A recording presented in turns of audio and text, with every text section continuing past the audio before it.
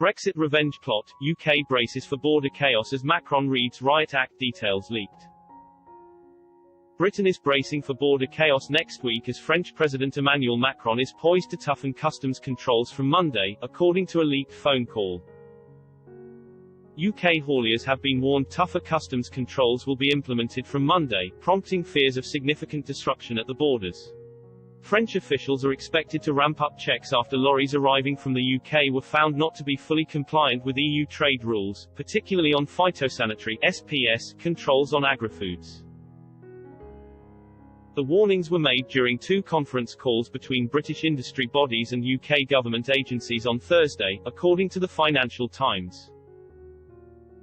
The paper reports the French had read the Riot Act to port and ferry operations after initial checks showed the vast majority of lorries arriving from the UK breached EU trade rules. As a result, UK trade groups and senior Whitehall officials are braced for more rigorous checks next week. One senior UK official said the government was holding its breath for more significant disruption at British ports in the coming days. They told the newspaper, "We're going to start seeing a crystallization in the next couple of days of the pressures building up."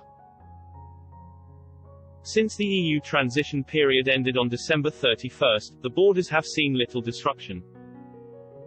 This is in part due to a decline in lorry traffic between Dover and Calais, with the route running at just 50% of normal January volumes.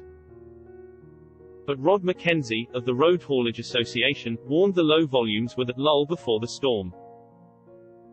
He said, "The current low volumes won't continue. So, unless operators are diligent and border-ready, including getting driver COVID tests, next week could be very challenging for the supply chain."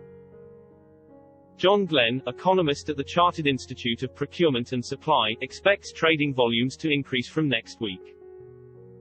He said many members have indicated they would return to normal trading next week. This could cause havoc if France does toughen its customs checks from Monday. Trade groups have said not all the paperwork is being completed correctly, due to the extreme complexity of the forms.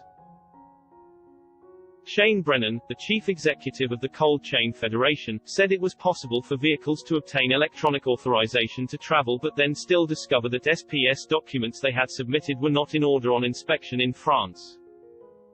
He said, "The government has this theory that vehicles will only appear unprepared once and the second time won't do it again. But these processes are so complicated that might be a very optimistic assessment of the situation."